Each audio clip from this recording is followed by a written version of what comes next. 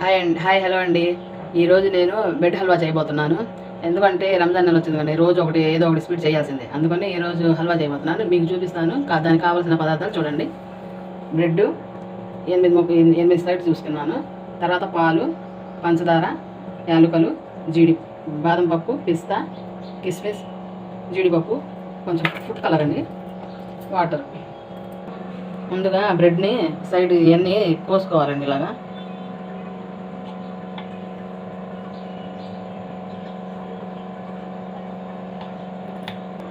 ఇలా చిన్న పీసెస్ లాగా చేసుకోండి, ఇలా కట్ చేసుకోండి. అన్నీ ఇలా చేసుకోవాలి.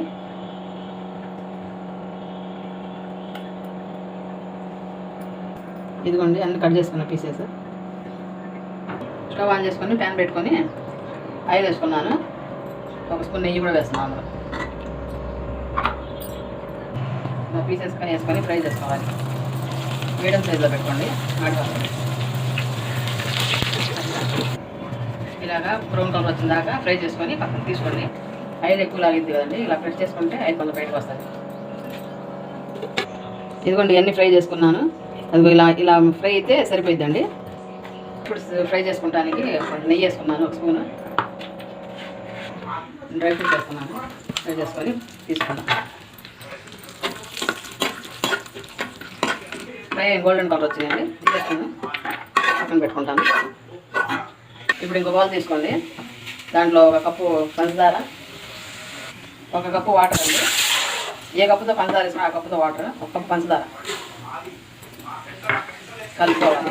ఇది పాకం రానవుతుంది, కొంచెం లైట్గా తీగ పాకం లాగా, దానికన్నా తక్కువ వచ్చినా పర్వాలేదు. చూడండి ఇలా రావాలి.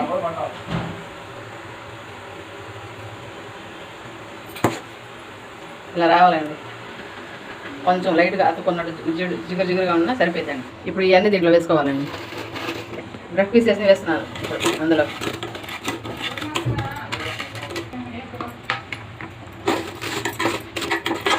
డ్రై ఫ్రూట్స్ వేస్తున్నాను. 1 కప్పు పాలు పోస్తున్నాను, మీగడ పాలు. సగం కప్పు మీగడ పాలు వేస్తున్నాను. సగం కప్పు సరిపోయింది. ఇలా చేసుకోవాలి. కొంచెం లైట్ ఫుడ్ కలర్ వేసుకోవాలండి. మీకు నచ్చితే వేసుకొని, లేకపోతే సిప్ చేసేయండి. కస్టర్డ్ పౌడర్ 1 స్పూన్ వేస్తున్నాను.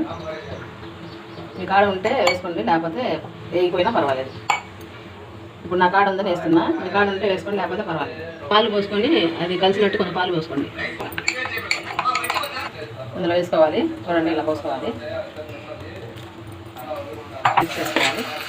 అంటే ఈ బ్రెడ్ ముక్కలు కొంచెం లైట్గా తగులుతూ ఉంటే తినేటప్పుడు బాగుంటుందండి. మరీ మెత్తగా అయిపోకుండా ఇలా పైన బ్రెడ్ ముక్కలు తగిలితే చాలా బాగుంటుంది. అయిపోయిందండి, ఇంకా బౌల్లోకి తీసుకుందాం. ఇది ఫస్ట్లో బ్రెడ్ ముక్కలు కట్ చేసుకున్నాం కదా, ఈ పీసెస్ ఇది పడేయకండి, ఇది కూడా పనికి వస్తుందండి. ఇది నెక్స్ట్ వీడియోలో మళ్ళీ మీకు ఎలా చేయాలో చూపిస్తాను. హల్వా రెడీ, చూపిస్తాం కదండి. చివరిగా లాస్ట్లో గార్నిష్ చేసుకున్న జీడిపప్పుతో బ్రెడ్ హల్వా రెడీ. మీరు కూడా ఒకసారి ట్రై చేయండి. పక్కనే బెల్ ఐకాన్ ఉంటుంది, అది నొక్కండి. థ్యాంక్ యూ అండి. మళ్ళీ ఇంకో వీడియోలో కలుద్దాం.